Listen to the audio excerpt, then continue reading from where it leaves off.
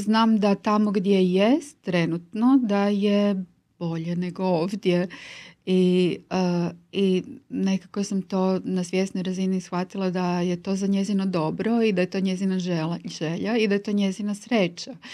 I ja moram tu potisnuti svoje emocije jer je poanta dobrog roditeljstva je da vi kao kad gađate u metu uperite strijelu, naciljate i u pravom trenutku otpustite.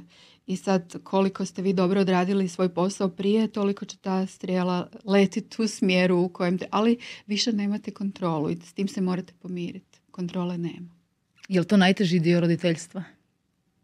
Apsolutno je. Apsolutno je.